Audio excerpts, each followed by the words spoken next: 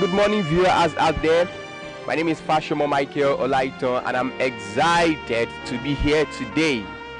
Today we're at Saldefi International School, Katsina, and we are witnessing the maiden edition of the Career Day.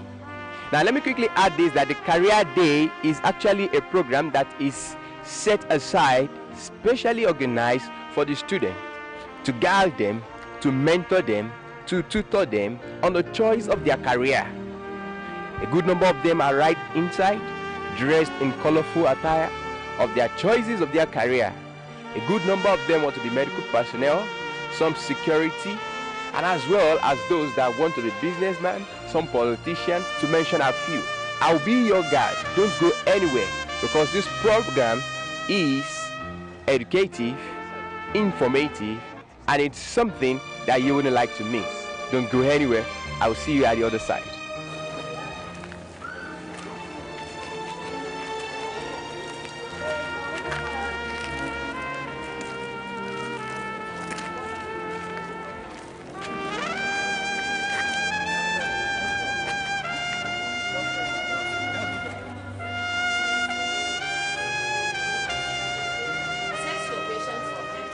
You can assess your patient even by seeing your patient. If you know what you are doing, really. Even by mere seeing of a patient, you can assess. This one is having this and that. This one I can evaluate. I can mobilize. I can do nursing intervention. I can do so many things so that I will make my patient comfortable. There is difference between doctors and nurses' prescription. Nurses prescribe, nurses treat, nurses rehabilitate, nurses do everything. The only difference between the nurses and the doctors is the license to operate. You have to intervene. After giving, calculate within this period of time, within the time the patient is admitted, how many hours or how many minutes will you put in your mind that patient, the temperature will come down? So that is where you will intervene.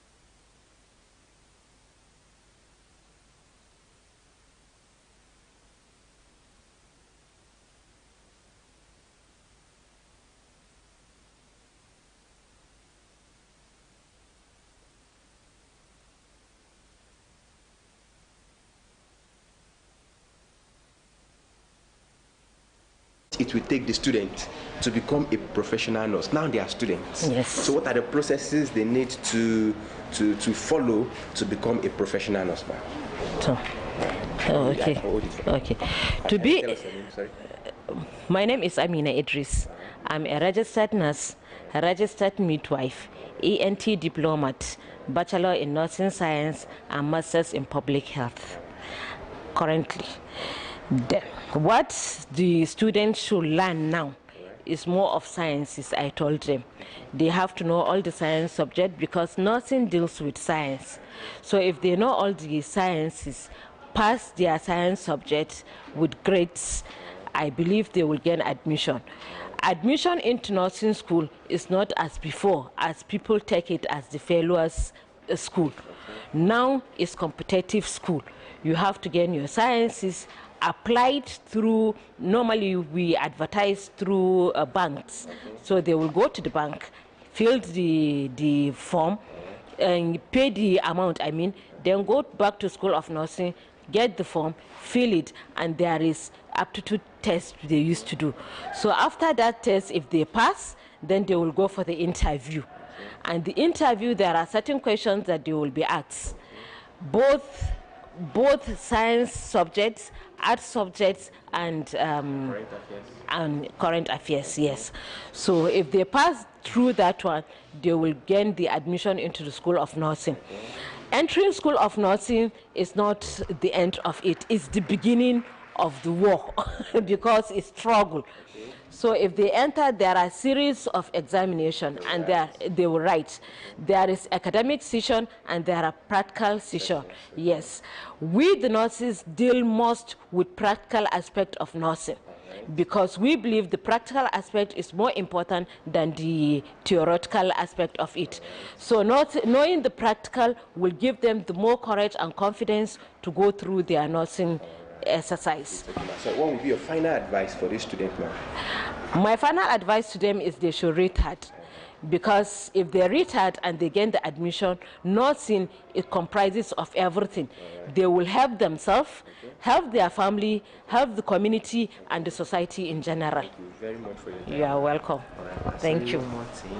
I'd like to have your name and then at home, you cannot be able to do. At home, when you are sick, as much as you are sound, you are head and you can speak, you can render an service. Okay? Now let me tell you the requirements. A medical doctor to become a lawyer, he has to read art courses. Okay? You have to have history or government. Okay? First of all, English and maths, it has become necessary now everywhere. You must have English and maths. Then, compulsorily, you have to have either government or history. You have economics. In fact, 4 art subjects plus English and maths will prepare you for admission into Donfodio or BUK or ABU's area. For example, I knew last year the cut-off mark for JAM was 160, but maybe more than that now. Okay? In addition, if you are going to Donfodio or BUK, you must have Islamic knowledge for Arabic. They relax it. Formally, if you go for interview, they will interview in Arabic. The other one there. There was another here. So I wish you the best of luck. Be lawyers. Become lawyers. Okay? The Ministry of Justice of the country will still need more lawyers. We have magistrates as female magistrates. Okay? They are judges at the magistrate court. And they are women. We have women in the High Court here in Katsina. We have Justice Baraka. We have Justice Hajara Lawan. Okay? They are all justices of the High Court. So there is no limit to what you can achieve. Gender is not a barrier to achieving excellence or to achieving your aspirations to become lawyers. But make sure you read.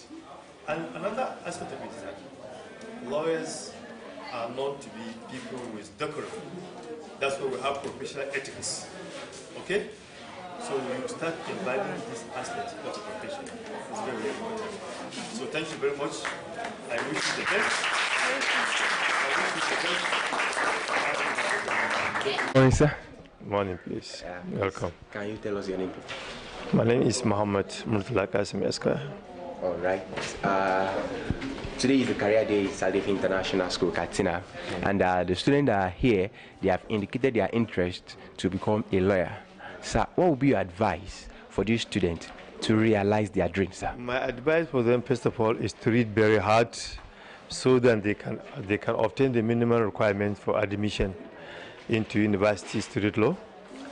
I have told them the opportunity awaiting them in both Bayer University and Nampo University and ABU Zaria. The nature of the law courses they actually offer. In ABU Zaria, I told them you cannot do double major, you can only do single major, either a civil lawyer or Islamic lawyer. But in Nampo University and BUK and Osman Nampo and the BUK, you read both together, you come out with combined honors. That is common and the Sharia law. You are both a lawyer in Islamic law you are also a lawyer in common law. That is it. The first thing for them to do is to read very well. They must read art subjects because history is a requirement of government, English is a requirement. They need to have 4 or 5 art subjects together with English and mathematics. That is one. And then they also have to read very hard to pass the exam, to obtain the minimum requirement that is required for them to be admitted into law faculties in the universities. Some always think that they can only work in the law courts.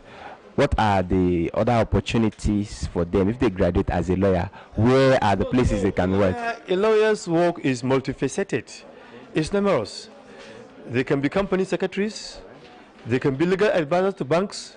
They can work in any corporate organization. There must be legal department. They can work in oil and gas industries.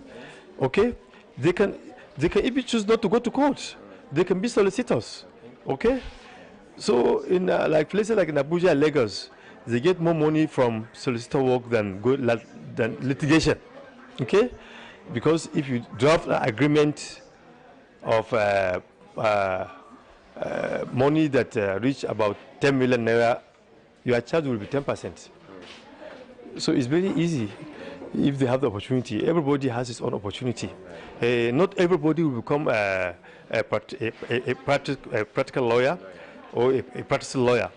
Some will join bench. Some of them now, when they finish their law school, they finish their NYSC, they come here, they can begin magistrates. They will start sitting in the court, taking cases. Okay. So they have a lot of opportunities. All right. Thank you very much for your time. We are very grateful, sir. Thank you, sir. Good morning, my fellow colleagues. Thank you, sir. Like you rightly heard, my name is Dr. Elijah. I work in Federal Medical Center. I'm the head of A&E there in FMC. I'm sure many of you would have been to FMC for one thing or the other. All right, thank you very much.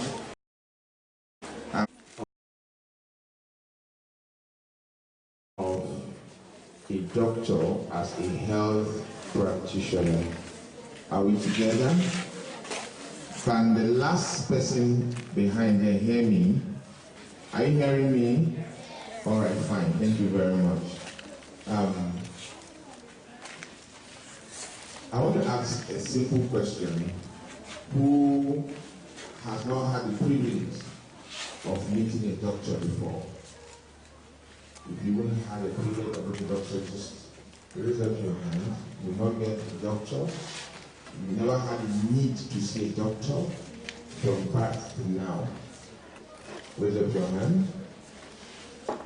Not met one at all from the cradle, breastfeeding, toddling, preschool, school age, and now you are growing up to become an adult. Fine.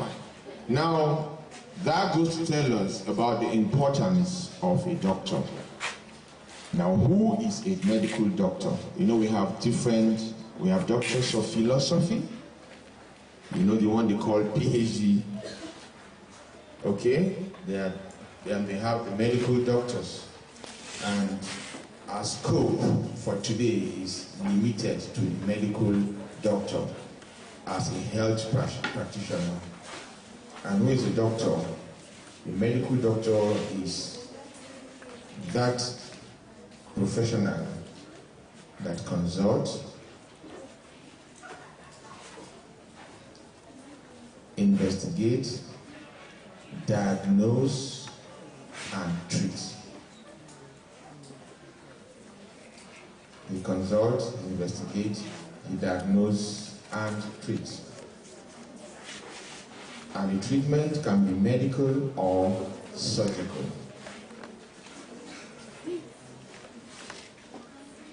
Now, are we together? Now, doctors' importance in your community or in our community cannot be overemphasized. As a doctor, what are your roles? I'm trying to make you understand what we do, okay? I'm not talking about politicians here, but we make policies too. I'm sure you've heard of what they call polio vaccines, or measles vaccines, or hepatitis vaccine. You've heard about it? You've heard of polio vaccine? They go around people carrying new box everywhere from one angle to the other, ensuring that children who are not up to 5 are vaccinated against polio, against measles, and other childhood killer diseases. Now that is a product of policy from the doctors. They are caregivers. If when you were born or before you were born, your mother had to see a doctor while you were in the womb to give some care, what we call antenatal care. So we assign her periodically to see us to ensure that she's doing well. And when you are in the womb, you're doing well too, until you was 9 months and then you were delivered.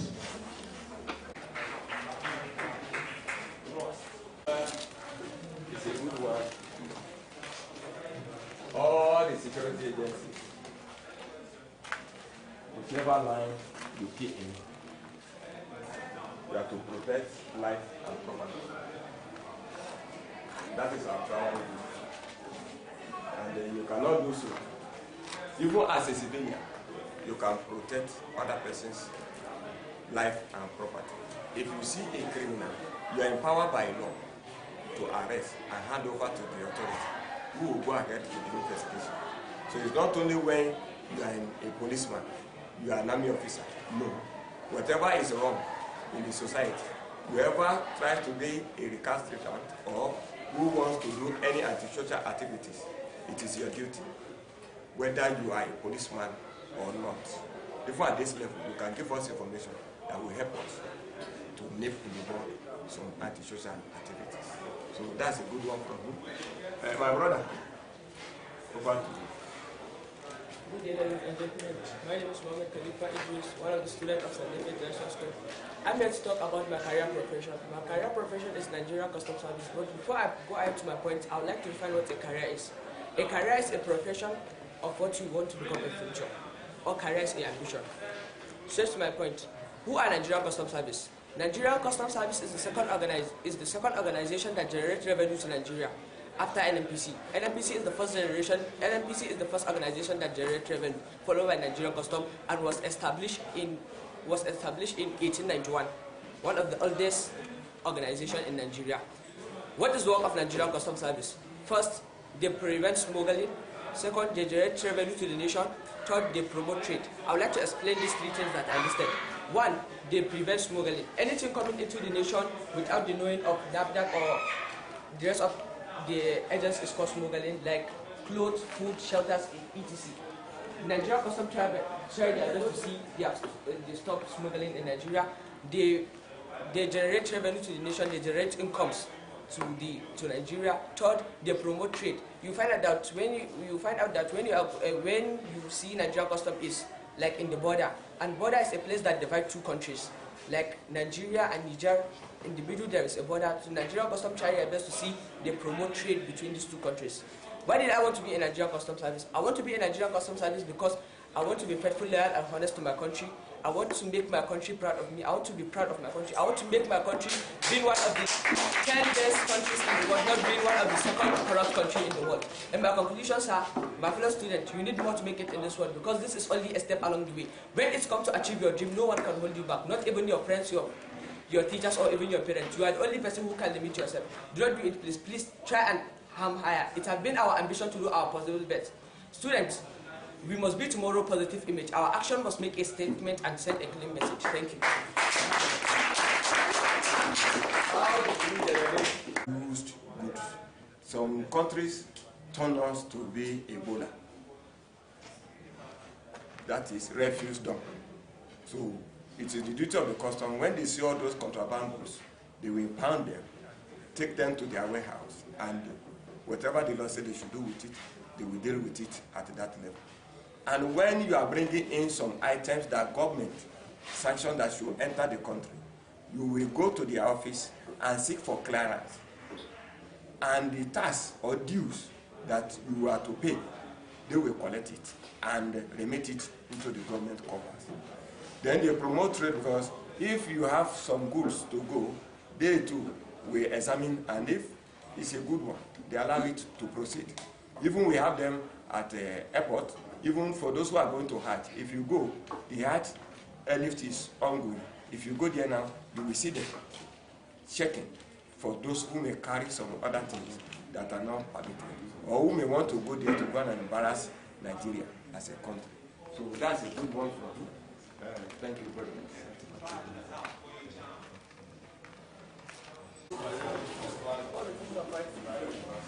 Now, I found myself in one of the biggest banks in the industry. So we are going to be rubbing minds together. So it will be an interactive section. So this is career talk, isn't it? Career, you want to build your career in banking, isn't it? Now, there are two fundamental issues I want you to understand. Two what? Fundamental issues before we proceed. Number one, there are certain factors to be considered if you want to choose a career. So before I proceed, two what? Fundamental factors that you need to consider before choosing any career, either banking or as a lawyer or as an engineer. Two fundamental factors. Number one, you must have the capacity. Hope you are writing down. You must have what? The capacity. At the end of this career talk, you will not judge yourself. I want you guys to judge yourself. I want you guys to search your conscience if you have the capacity or you have the competence for banking. Hello? So it's not about money. If you are a banker, you will make money, you might not enjoy that money. So if you don't have that capacity, you must develop what? Capacity for any career that you want to choose. What did I say? Capacity. You must have that capacity. If you want to become a medical doctor, you must have capacity to become what? A medical doctor. If you want to become a teacher, you must have capacity to teach. The competence must be there. The number two factor is what? The passion. The passion for the career. You must have passion for it. You're not just going into this career because you want to make money. Hello? Because I want to become a banker, because I want to put on suits. I want to look sweet. I want to ride the biggest car. I want to live in the biggest house. You understand? You must have what? Passion for it. Now, that is number one. Number two, there are certain things that you need to avoid. Certain things, are we on the same page? Hope I'm not too fast. Hope I'm not sounding too technical. There are certain things that you need to avoid in choosing your career. What did I say? Certain things, just like 4 or 5. Number one, avoid bandwagon effects. Avoid what? Bandwagon effect, which simply means if your friend has chosen to become, okay, you said your friend says he wants to become a banker because he's your friend. You too say, okay, let me become a banker too. When you know you don't have passion and you don't have capacity to become a banker. So you must avoid what? Bandwagon what? Effect. Number two, parents are not to select career for their children. That what we call hereditary career. Hereditary career simply means my father is a medical doctor, my son must become a medical doctor. Hello? In fact, let me even surprise you. My son wants to become an engineer. I'm a banker, isn't it? He said he doesn't want to become a banker. He doesn't have passion for banker. He doesn't have capacity. So, but he said daddy, he prefers to become an engineer. And I'm supporting him in that line. Are you getting what I'm trying to say? So your parents must not choose for you your career. It is not the responsibility of your parents to say, Abdullah, you must become what? A medical doctor. Hello? Are we on the same page? It is not the responsibility of your mother to say, Sarah, you must become what? You must become what? A medical doctor, a nurse. It is not the responsibility of your parents. You must remember those two factors that I told you, the capacity and what the passion for it. So it is not your parent that will determine the career. They might guide you. Your parent might serve as what? As a mentor, as a guidance to you.